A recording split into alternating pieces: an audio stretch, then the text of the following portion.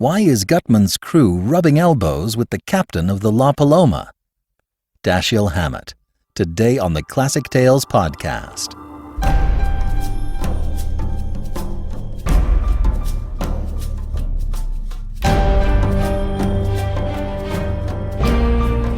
Welcome to the Classic Tales podcast. Thank you for listening. If you'd like to ensure the future of the Classic Tales, please visit the website classictalesaudiobooks.com and either make a donation, buy an audiobook, or pick up one of our many support options. And if you can't support us monetarily, leave us a review or share an episode with a friend. It all helps. Today we continue with the Maltese Falcon. There is a little more coarse language in this story than in our usual fare, and as with nearly all detective novels of the time, it's got its share of homophobia and misogyny. Take the time to pause the show and point it out to your kids. And now, The Maltese Falcon, Part 6 of 8 by Dashiell Hammett.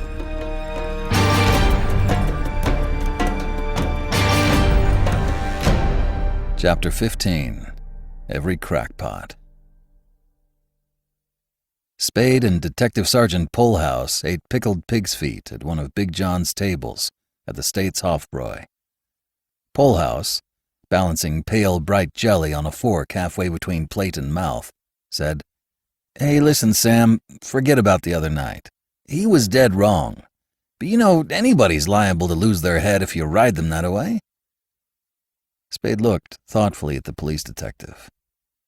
"Was that what you wanted to see me about?" he asked. Polhouse nodded, put the forkful of jelly into his mouth, swallowed it, and qualified his nod. "Mostly. Dundee send you?" Polhouse made a disgusted mouth. "You know he didn't. He's as bullheaded as you are." Spade smiled and shook his head. "No, he's not, Tom," he said. "He just thinks he is." Tom scowled and chopped at his pig's foot with a knife. "Ain't you ever going to grow up?" he grumbled.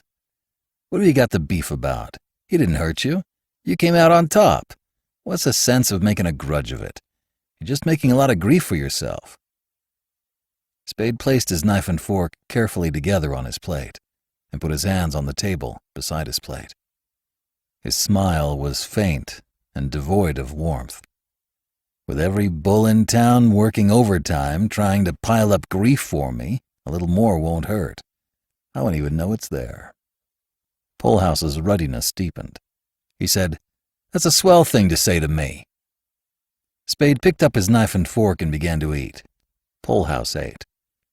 Presently, Spade asked, "See the boat on fire in the bay?" "I saw the smoke." "Be reasonable, Sam. Dundee was wrong and he knows it. Why don't you let it go at that?" "Think I ought to go around and tell him I hope my chin didn't hurt his fist?" Polhouse cut savagely into his pig's foot. Spade said, "Phil Archer been in with any more hot tips?" "Ah, hell. Dundee didn't think you shot Miles, but what else could he do except run the lead down? You'd have done the same thing in his place, and you know it." "Yes?" Malice glittered in Spade's eyes. "What made him think I didn't do it? What makes you think I didn't do it? Or don't you?" Polhouse's ruddy face flushed again. He said, "Thursby shot Miles. You think he did. He did. That Webley was his, and the slug in Miles came out of it." "Sure?" Spade demanded. "Dead sure," the police detective replied. "We got hold of a kid, a bellhop at Thursby's hotel, that had seen it in his room just that morning. He noticed it particular because he'd never seen one just like it before. I never saw one. You say they don't make them anymore. It ain't likely there'd be another around, and anyway, if that wasn't Thursby's, what happened to his? And that's the gun the slug in Miles came out of." He started to put a piece of bread into his mouth, withdrew it, and asked, "You say you've seen them before. Where was that at?" He put the bread into his mouth. "In England, before the war." "Sure, there you are." Spade nodded and said, "Then that leaves Thursby the only one I killed." Polhouse squirmed in his chair, and his face was red and shiny. "Christ's sake, ain't you never going to forget that?" he complained earnestly. "That's out. You know it as well as I do. You'd think you wasn't a dick yourself, the way you bellyache over things. I suppose you don't never pull the same stuff on anybody that we pulled on you." "You mean that you tried to pull on me, Tom? Just tried." Polehouse swore under his breath and attacked the remainder of his pig's foot. Spade said, "All right. You know it's out, and I know it's out. What does Dundee know?" "He knows it's out." "What woke him up?" "Aw, Sam, he never really thought you'd—" Spade's smile checked Polehouse. He left the sentence incomplete and said, "We dug up a record on Thursby." "Yes? Who was he?" Polehouse's shrewd, small brown eyes studied Spade's face. Spade exclaimed irritably, "I wish to God I knew half as much about this business as you smart guys think I do." "I wish we all did," Polehouse grumbled. "Well, he was a St. Louis gunman the first we hear of him. He was picked up a lot of times back there for this and that, but he belonged to the Egan mob, so nothing much was ever done about any of it. I don't know how come he left that shelter, but they got him once in New York for knocking over a row of Stuss games. His twist turned him up, and he was in a year before Fallon got him sprung. A couple of years later he did a short hitch in Joliet for pistol whipping another twist that had given him the needle. But after that he took up with Dixie Monahan and didn't have any trouble getting out whenever he happened to get in. That was when Dixie was almost as big a shot as Nick the Greek in Chicago gambling. This Thursby was Dixie's bodyguard, and he took the run out with him when Dixie got in wrong with the rest of the boys over some debts he couldn't or wouldn't pay off. That was a couple of years back, about the time the Newport Beach Boating Club was shut up. I don't know if Dixie had any part in that. Anyways, this is the first time him or Thursby's been seen since." "Dixie's been seen?" Spade asked. Polehouse shook his head. "No." His small eyes became sharp, prying. "Not unless you've seen him, or know somebody's seen him." Spade lounged back in his chair and began to make a cigarette. "I haven't," he said mildly. "This is all new stuff to me." "I guess it is," Polehouse snorted. Spade grinned at him and asked, "Where'd you pick up all this news about Thursby?" "Some of it's on the records. The rest, well, we got it here and there." "From Cairo, for instance?" Now Spade's eyes held the prying gleam. Polehouse put down his coffee cup and shook his head. "Not a word of it. You poisoned that guy for us." Spade laughed. "You mean a couple of high-class sleuths like you and Dundee worked on that lily of the valley all night and couldn't crack him?" "What do you mean, all night?" Polehouse protested. "We worked on him for less than a couple of hours. We saw we wasn't getting nowhere and let him go." Spade laughed again and looked at his watch. He caught John's eye and asked for the check. "I've got a date with the DA this afternoon," he told Polehouse while they waited for his change. "He sent for you?" "Yes." Polehouse pushed his chair back and stood up, a barrel-bellied tall man, solid and phlegmatic. "You won't be doing me any favor," he said, "by telling him I've talked to you like this."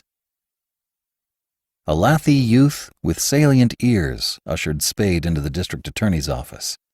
Spade went in smiling easily, saying easily, "Hello, Brian." District Attorney Brian stood up and held his hand out across his desk. He was a blond man of medium stature, perhaps 45 years old, with aggressive blue eyes behind black-ribboned nose glasses, the overlarge mouth of an orator, and a wide dimpled chin. When he said, "How do you do, Spade?" his voice was resonant with latent power. They shook hands and sat down. The district attorney put his finger on one of the pearl buttons in a battery of 4 on his desk, said to the lathy youth who opened the door again, "Ask Mr. Thomas and Healy to come in," and then, rocking back in his chair, addressed Spade pleasantly. "You and the police haven't been hitting it off so well, have you?" Spade made a negligent gesture with the fingers of his right hand. "Nothing serious," he said lightly. "Dundee gets too enthusiastic." The door opened to admit 2 men. The one to whom Spade said, "Hello, Thomas," was a sunburned, stocky man of 30, in clothing and hair of a kindred unruliness. He clapped Spade on the shoulder with a freckled hand, asked, "How's tricks?" and sat down beside him. The second man was younger and colorless. He took a seat a little apart from the others and balanced a stenographer's notebook on his knee, holding a green pencil over it. Spade glanced his way, chuckled, and asked Brian, "Anything I say will be used against me?" The district attorney smiled. "That always holds good." He took his glasses off, looked at them, and set them on his nose again. He looked through them at Spade and asked, "Who killed Thursby?" Spade said, "I don't know." Brian rubbed his black eyeglass ribbon between thumb and fingers and said knowingly, "Perhaps you don't, but you certainly could make an excellent guess. Maybe, but I wouldn't." The district attorney raised his eyebrows. "I wouldn't," Spade repeated. He was serene. "My guess might be excellent or it might be crummy, but Mrs. Spade didn't raise any children dippy enough to make guesses in front of a district attorney, an assistant district attorney, and a stenographer." "Why shouldn't you, if you've nothing to conceal?" "Everybody," Spade responded mildly, "has something to conceal. And you have. My guesses, for one thing." The district attorney looked down at his desk and then up at Spade. He settled his glasses more firmly on his nose. He said, "If you'd prefer not having the stenographer here, we can dismiss him. It was simply as a matter of convenience that I brought him in." "I don't mind him a damned bit," Spade replied. "I'm willing to have anything I say put down, and I'm willing to sign it." "We don't intend asking you to sign anything," Brian assured him. "I wish you wouldn't regard this as a formal inquiry at all. And please don't think I've any belief, much less confidence, in those theories the police seem to have formed.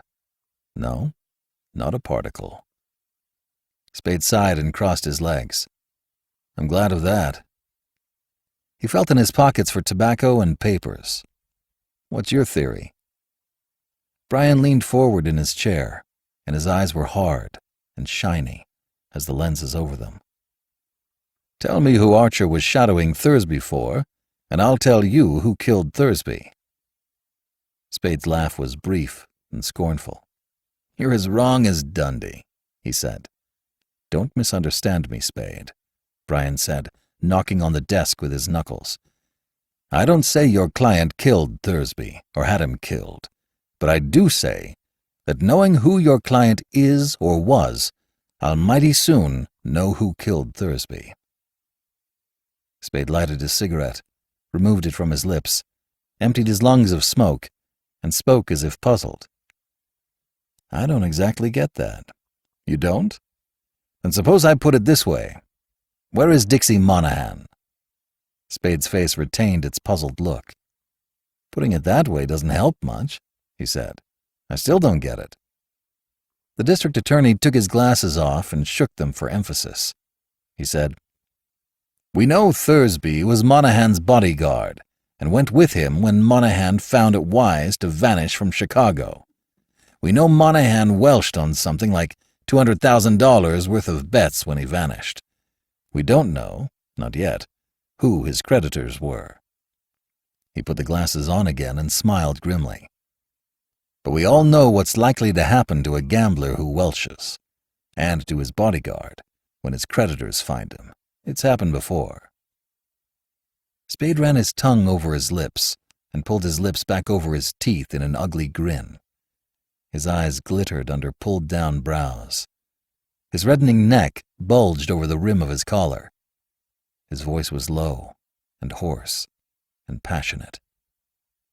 "Well, what do you think?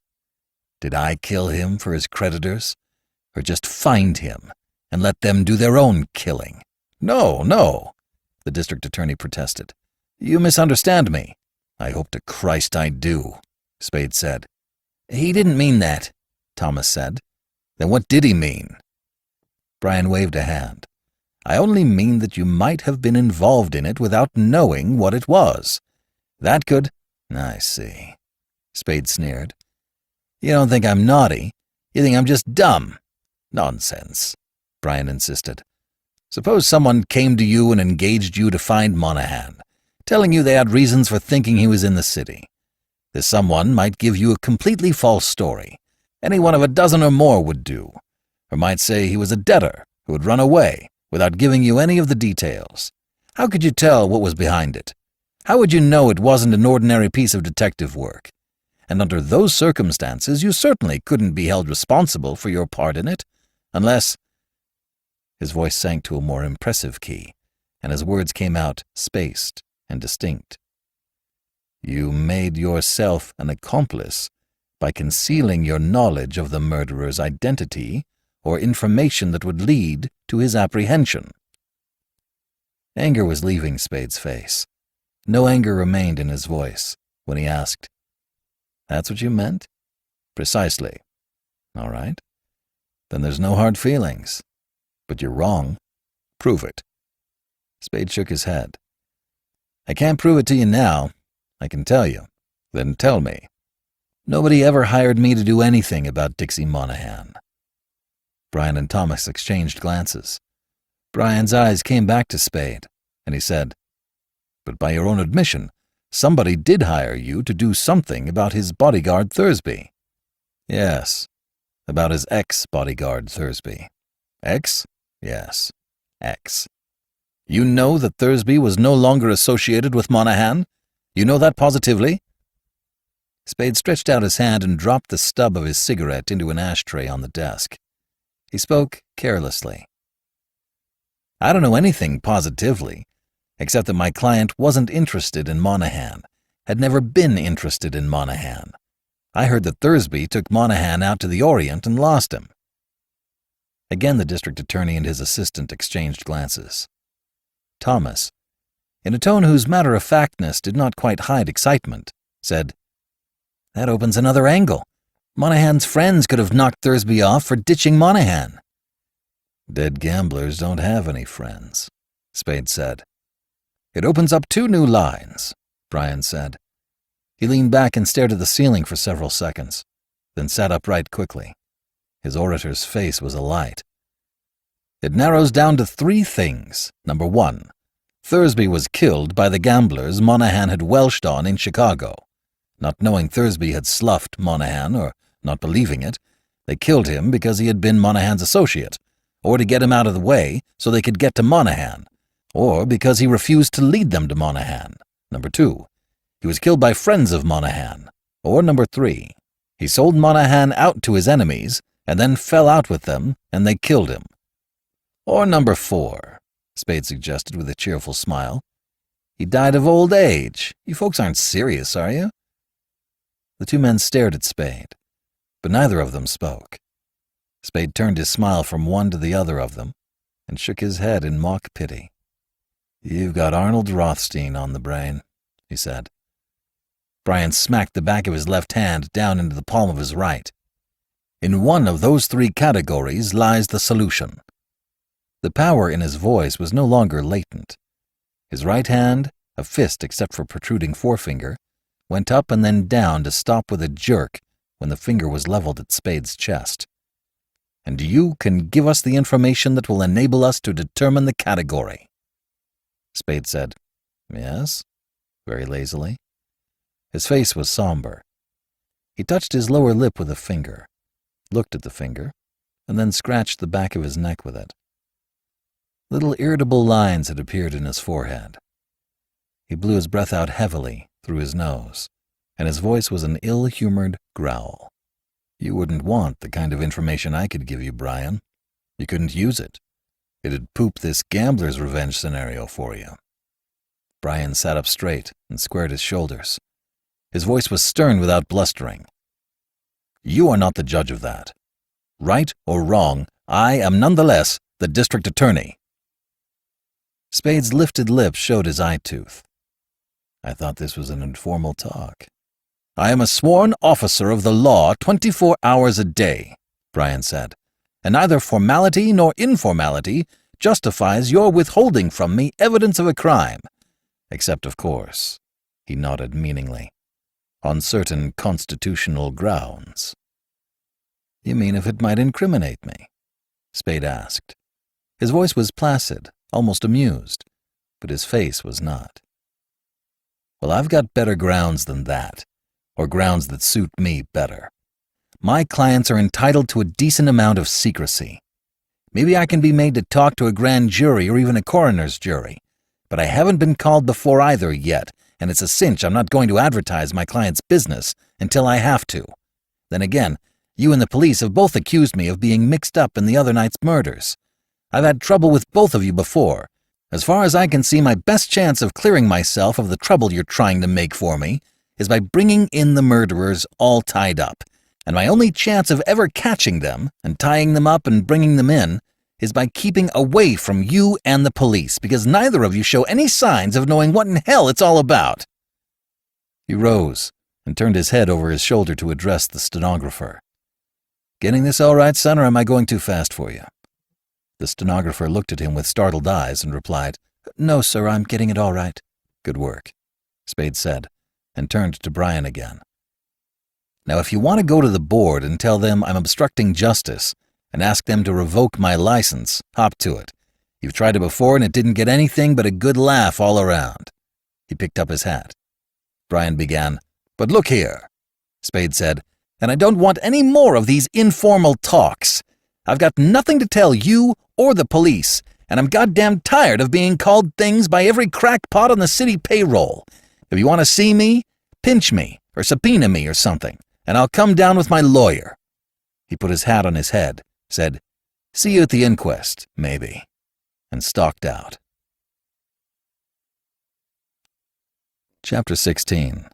The Third Murder. Spade went into the Hotel Sutter and telephoned the Alexandria. Gutman was not in. No member of Gutman's party was in. Spade telephoned the Belvedere. Cairo was not in, had not been in that day. Spade went to his office. A swart, greasy man in notable clothes was waiting in the outer room. Effie Perrin, indicating the swart man, said, "This gentleman wishes to see you, Mr. Spade." Spade smiled and bowed and opened the inner door. "Come in." Before following the man in, Spade asked Effie Perrin, "Any news on that other matter?" "No, sir." The swart man was the proprietor of a moving picture theater in Market Street. He suspected one of his cashiers and a doorman of colluding to defraud him. Spade hurried him through the story, promised to take care of it, asked for and received $50, and got rid of him in less than half an hour. When the corridor door had closed behind the showman, Effie Perrin came into the inner office. Her sunburned face was worried and questioning. "You haven't found her yet?" she asked. He shook his head and went on stroking his bruised temple lightly in circles with his fingertips. "How is it?" she asked. "All right, but I've got plenty of headache." She went around behind him, put his hand down, and stroked his temple with her slender fingers. He leaned back until the back of his head over the chair top rested against her breast. He said, "You're an angel." She bent her head forward over his and looked down into his face.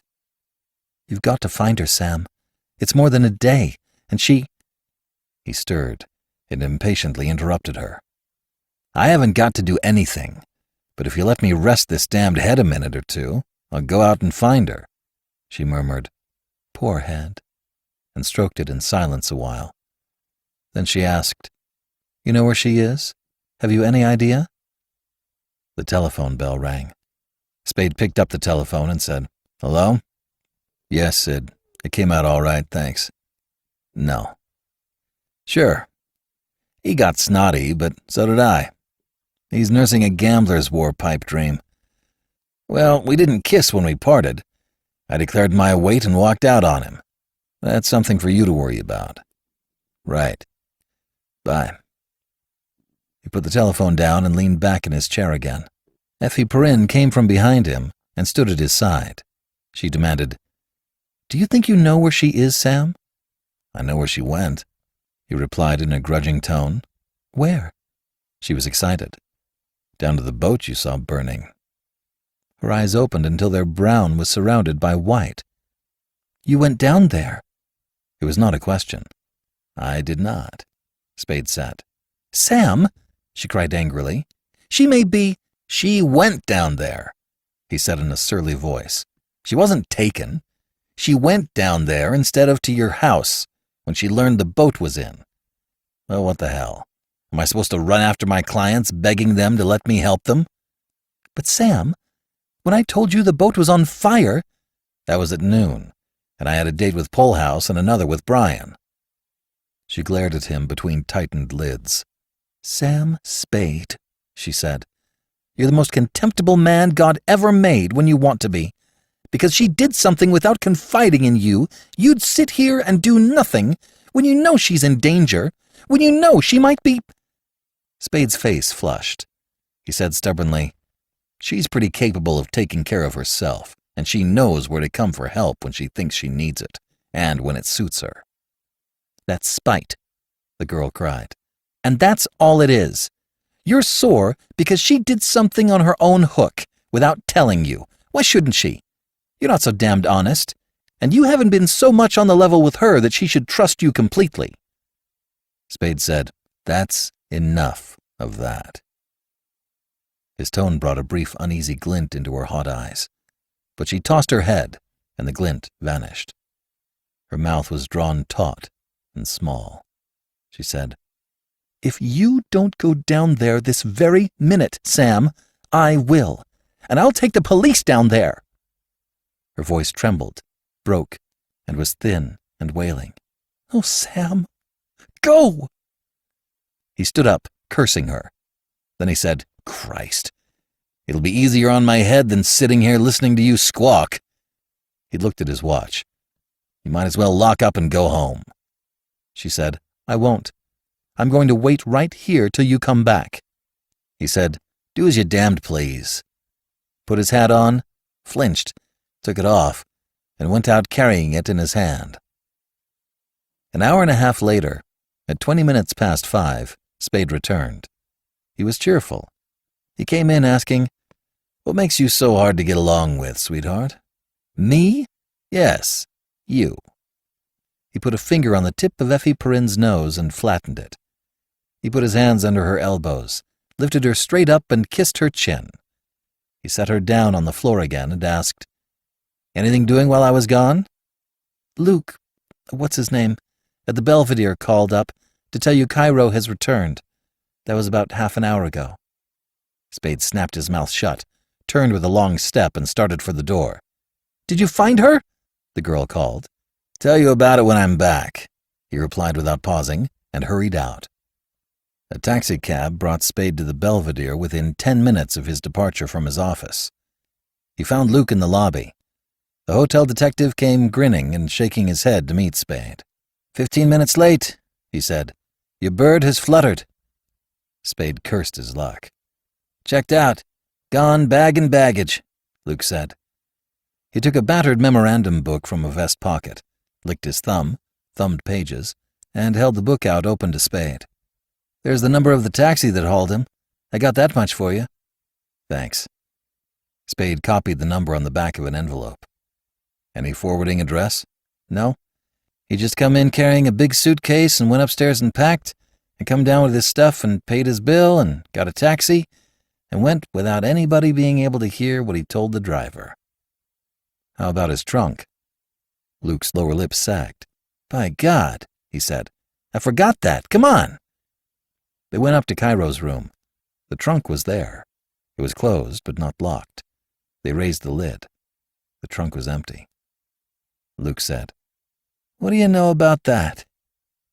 Spade did not say anything. Spade went back to his office. Effie Perrin looked up at him inquisitively. Missed him, Spade grumbled, and passed into his private room. She followed him. He sat in his chair and began to roll a cigarette. She sat on the desk in front of him and put her toes on a corner of his chair seat. What about Miss O'Shaughnessy? She demanded. I missed her too, he replied, but she had been there. On the La Paloma? The law is a lousy combination, he said. Stop it. Be nice, Sam. Tell me. He set fire to his cigarette, pocketed his lighter, patted her shins, and said, Yes, La Paloma. She got down there at a little after noon yesterday. He pulled his brows down. That means she went straight there after leaving the cab at the ferry building. It's only a few piers away. The captain wasn't aboard. His name's Jacoby. and she asked for him by name. He was uptown on business. That would mean he didn't expect her, or not at that time anyway. She waited there till he came back at 4 o'clock. They spent the time from then till mealtime in his cabin, and she ate with him. He inhaled and exhaled smoke, turned his head aside to spit a yellow tobacco flake off his lip, and went on. After the meal, Captain Jacoby had 3 more visitors. One of them was Gutman, and one was Cairo, and one was the kid who delivered Gutman's message to you yesterday. Those 3 came together while Bridget was there, and the 5 of them did a lot of talking in the captain's cabin. It's hard to get anything out of the crew, but they had a row, and somewhere around 11 o'clock that night, a gun went off there, in the captain's cabin. The watchman beat it down there, but the captain met him outside and told him everything was all right. There's a fresh bullet hole in one corner of the cabin, up high enough to make it likely that the bullet didn't go through anybody to get there. As far as I could learn, there was only the one shot, but as far as I could learn, wasn't very far. He scowled and inhaled smoke again. Well, they left around midnight, the captain and his 4 visitors all together, and all of them seemed to have been walking all right. I got that from the watchman. I haven't been able to get hold of the custom house men who were on duty there then. That's all of it. The captain hasn't been back since. He didn't keep a date he had this noon with some shipping agents, and they haven't found him to tell him about the fire. And the fire? She asked. Spade shrugged. I don't know. It was discovered in the hold, aft, in the rear basement, late this morning. The chances are it got started sometime yesterday. They got it out all right, though it did damage enough. Nobody liked to talk about it much while the captain's away. It's the corridor door opened. Spade shut his mouth. Effie Perrin jumped down from the desk, but a man opened the connecting door before she could reach it. "Where's Spade?" the man asked. His voice brought Spade up erect and alert in his chair. It was a voice harsh and rasping with agony, and with the strain of keeping 2 words from being smothered by the liquid bubbling that ran under and behind them. Effie Perrin, frightened, stepped out of the man's way. He stood in the doorway with his soft hat crushed between his head and the top of the doorframe. He was nearly 7 feet tall. A black overcoat, cut long and straight like a sheath, buttoned from throat to knees, exaggerated his leanness. His shoulders stuck out, high, thin, angular. His bony face, weather-coarsened, age-lined, was the color of wet sand and was wet with sweat on cheeks and chin. His eyes were dark and bloodshot and mad above lower lids that hung down to show pink inner membrane. Held tight against the left side of his chest by a black-sleeved arm that ended in a yellowish claw was a brown paper-wrapped parcel bound with thin rope, an ellipsoid somewhat larger than an American football. The tall man stood in the doorway, and there was nothing to show that he saw Spade. He said, "You know." And then the liquid bubbling came up in his throat and submerged whatever else he said. He put his other hand over the hand that held the ellipsoid. Holding himself stiffly straight, not putting his hands out to break his fall, he fell forward as a tree falls. Spade, wooden-faced and nimble, sprang from his chair and caught the falling man.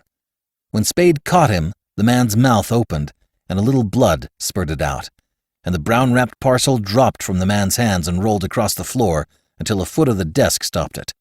Then the man's knees bent, and he bent at the waist, and his thin body became limber inside the sheath-like overcoat, sagging in Spade's arms so that Spade could not hold it up from the floor. Spade lowered the man carefully until he lay on the floor on his left side. The man's eyes, dark and bloodshot, but not now mad, were wide open and still. His mouth was open as when the blood had spurted from it, but no more blood came from it, and all his long body was as still as the floor it lay on. Spade said, "Lock the door." While Effie Perrin, her teeth chattering, fumbled with the corridor door's lock, Spade knelt beside the thin man, turned him over on his back, and ran a hand down inside his overcoat. When he withdrew the hand presently, it came out smeared with blood. The sight of his bloody hand brought not the least nor briefest of changes to Spade's face. Holding that hand up where it would touch nothing, he took his lighter out of his pocket with his other hand. He snapped on the flame and held the flame close to first one and then the other of the thin man's eyes. The eyes, lids, balls, irises, and pupils remained frozen, immobile. Spade extinguished the flame and returned the lighter to his pocket. He moved on his knees around to the dead man's side, and using his one clean hand, unbuttoned and opened the tubular overcoat. The inside of the overcoat was wet with blood, and the double-breasted blue jacket beneath it was sodden. The jacket's lapels, where they crossed over the man's chest, and both sides of his coat immediately below that point, were pierced by soggy, ragged holes. Spade rose and went to the washbowl in the outer office. Effie Perrin, wan and trembling and holding herself upright by means of a hand on the corridor door's knob and her back against its glass, whispered, Is he? Yes. Shot through the chest maybe half a dozen times. Spade began to wash his hands. Oughtn't we? She began, but he cut her short. It's too late for a doctor now, and I've got to think before we do anything. He finished washing his hands and began to rinse the bowl. He couldn't have come far with those in him. Why in hell couldn't he have stood up long enough to say something? He frowned at the girl, rinsed his hands again, and picked up a towel. Pull yourself together. For Christ's sake, don't get sick on me now. He threw the towel down and ran fingers through his hair. We'll have a look at that bundle. He went into the inner office again, stepped over the dead man's legs, and picked up the brown paper-wrapped parcel. When he felt its weight, his eyes glowed. He put it on his desk, turning it over so that the knotted part of the rope was uppermost. The knot was hard and tight. He took out his pocket knife and cut the rope. The girl had left the door, and edging around the dead man with her face turned away, had come to Spade's side. As she stood there, hands on a corner of the desk, watching him pull the rope loose and push aside brown paper, excitement began to supplant nausea in her face. Do you think it is? She whispered. We'll soon know, Spade said, his big fingers busy with the inner husk of coarse gray paper, 3 sheets thick, that the brown paper's removal had revealed. His face was hard and dull. His eyes were shining. When he had put the gray paper out of the way, he had an egg-shaped mass of pale excelsior, wadded tight.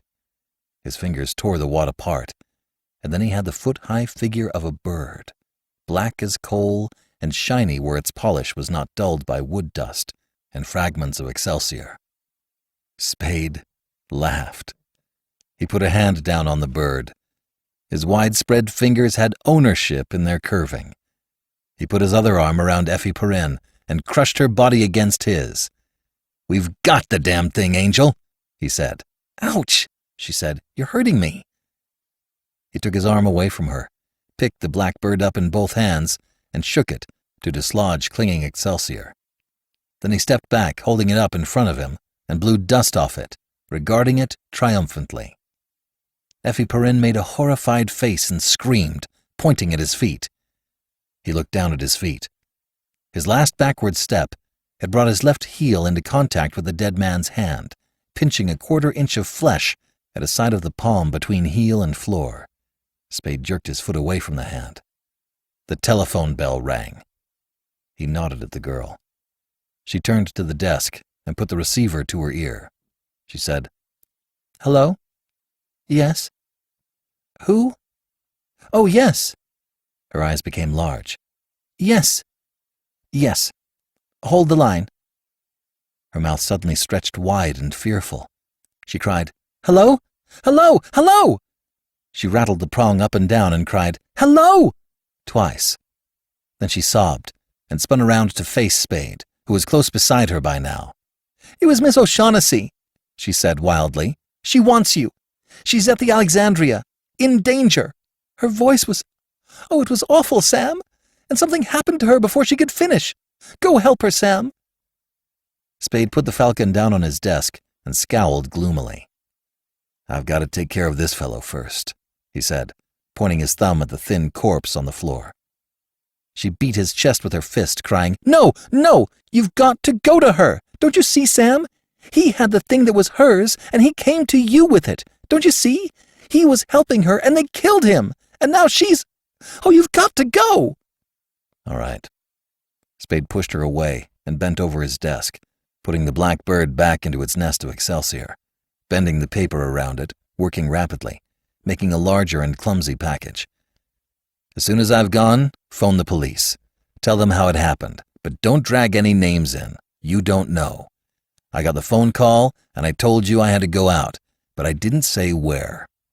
He cursed the rope for being tangled, yanked it into straightness, and began to bind the package. Forget this thing. Tell it as it happened, but forget he had a bundle. He chewed his lower lip. Unless they pin you down. If they seem to know about it, you'll have to admit it, but that's not likely. If they do, then I took the bundle away with me, unopened. He finished tying the knot and straightened up with the parcel under his left arm. Get it straight now. Everything happened the way it did happen, but without this dingus, unless they already know about it. Don't deny it, just don't mention it. And I got the phone call, not you. And you don't know anything about anybody else having any connection with this fellow. You don't know anything about him, and you can't talk about my business until you see me. Got it? Yes, Sam. Who? Do you know who he is? He grinned wolfishly. He said. But I'd guess he was Captain Jacoby, master of La Paloma. He picked up his hat and put it on. He looked thoughtfully at the dead man, and then around the room. Hurry, Sam, the girl begged. Sure, he said absent-mindedly. I'll hurry. Might not hurt to get those few scraps of excelsior off the floor before the police come. And maybe you ought to try to get hold of Sid. No. He rubbed his chin. We'll leave him out of it a while. It'll look better. I'd keep the door locked till they come. He took his hand from his chin and rubbed her cheek. You're a damn good man, sister, he said, and went out.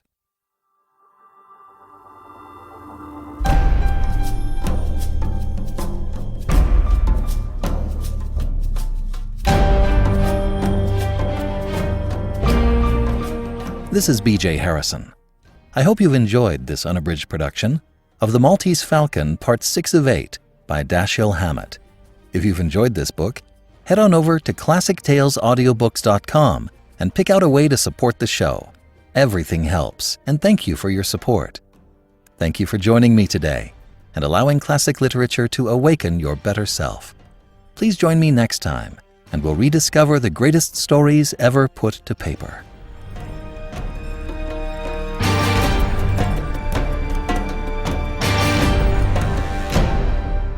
Part of the Airwave Podcasting Network.